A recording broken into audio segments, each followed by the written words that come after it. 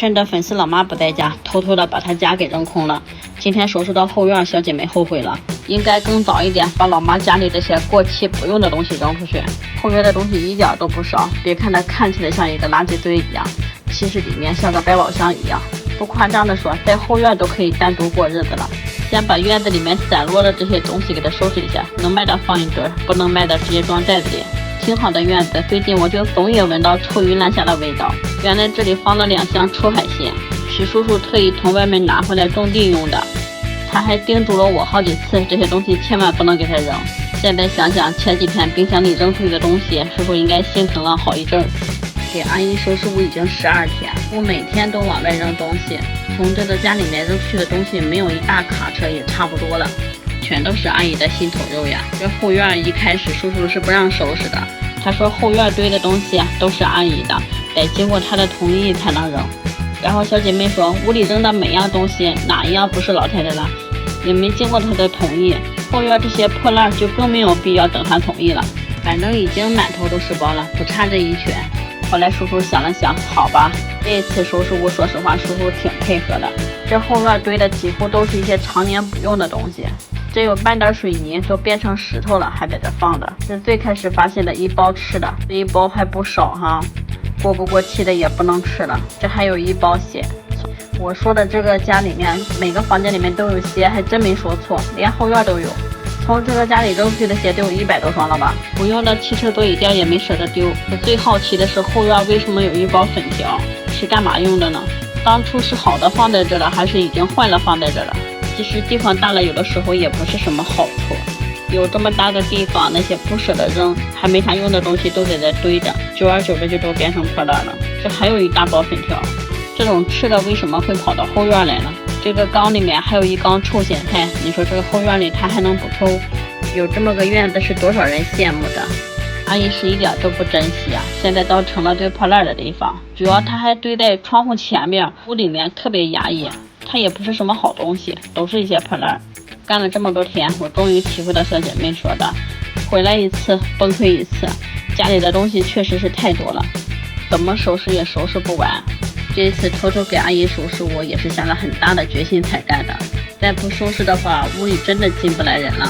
这几瓶都是阿姨自己泡的药酒，屋里还有那么多呢，这些就都不要了。密封不好，看起来太脏了。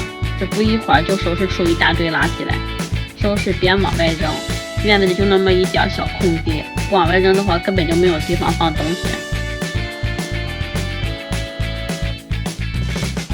刚才清理的那些几乎都是垃圾，这一堆才是阿姨囤的东西呢，就放在窗户下面，从里边往外看一片漆黑。园子里的漂亮风景是一点都看不到，既挡光还挡风，不知道阿姨咋想的。带你们看看这堆东西都有啥吧，真的老壮观了。本来我都有点睡意了，一看这些东西我都老精神了。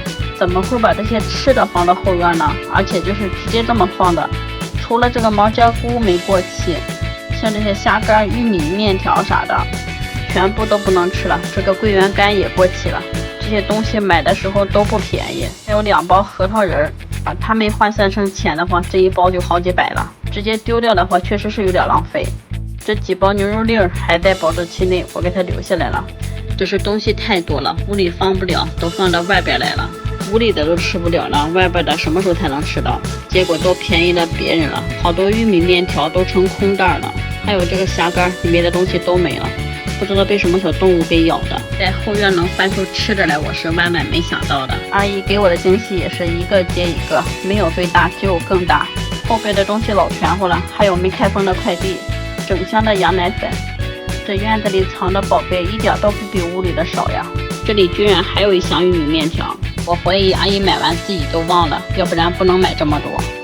这又发现了一包鞋，阿姨住进来10几年了，应该是啥都没丢过，都在家放着呢。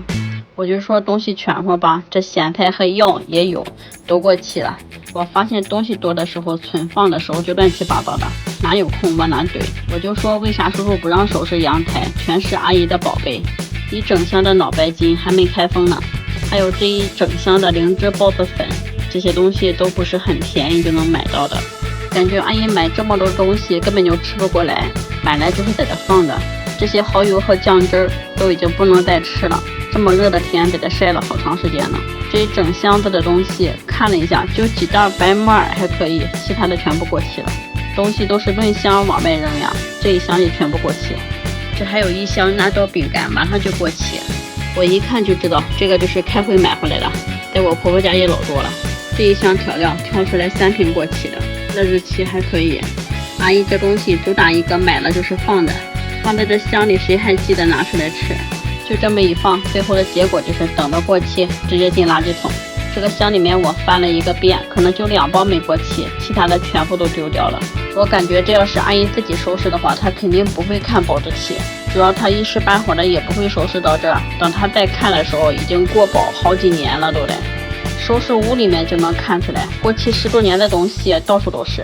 这居然还放了2箱的衣服，一看就是好多年以前的了，俺还不舍得丢，在这不知道放了多少年了。跟小姐妹说，她们窗户前面这个小台子一搭起来，阿姨就开始往上堆东西，已经有10多年的时间了。箱子里面全都是湿的，衣服也都是湿的，都有耗子咬过的痕迹，感觉某个箱子里面都会有蛆的耗子窝了。拿衣服的时候都有点害怕呀。阿姨是一点东西都不扔呀，这个箱子里面全都是枕头。这个箱是湿的最严重的一个，一打开里面的衣服都已经发霉了。此刻我感觉小姐妹给她妈妈偷偷的扔东西真的做对了，箱子里面真的都已经蛆了耗子窝了。你看我平时不害怕，突然跑出一只来，真的吓一激灵。你说阿姨是不是一个收纳达人吧？70多平的房子，家里放了这么多的东西，感觉放到一个200平房子里面它也不宽敞。鞋都不知道扔了多少波了。都说叔叔太宠阿姨了，确实是哈。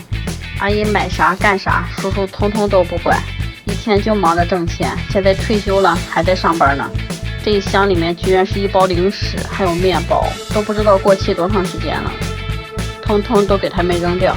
阿姨家囤的这些吃的，如果放在特殊时期的话，够吃一段时间的了。大保温箱里面从头翻到底儿，没有一个是在保质期之内的，全部都给它丢出去了。我是真的没想到，一个后院的东西里面居然这么丰富多彩。这一堆是准备要卖掉的，我说等叔叔回来卖吧。小姐妹说别等，赶紧往外卖。越早把家里的东西扔出去，我越踏实。现在是越来越危险了，保不齐哪天我妈接个电话，咱们就露馅了。后续还有好多活没干呢，这一些是准备要扔掉的。咱姐只挑走了一部分，她没全拿走，好多都不收，到时候还得往外扔。最近扔出去的东西太多了，虽然叔叔同意收拾，但是有些东西他看完以后也会心疼，所以我们扔垃圾的时候都是尽量扔得远一点。今天的包裹太大了，所以跟收废品这个大姐商量了一下，用她车拉了一趟。大姐人还挺好的，要不然我俩光扔垃圾就得扔半个多小时。看这个平台上被耗子克的，这东西一挪走，耗子回来都找不着家了。东西一扔完，感觉这个空气都是甜的。姐妹说他们家这个台子从搭起来以后就一直放东西，从来没有看见这么空过。她得借这个机会把院子好好改造一下。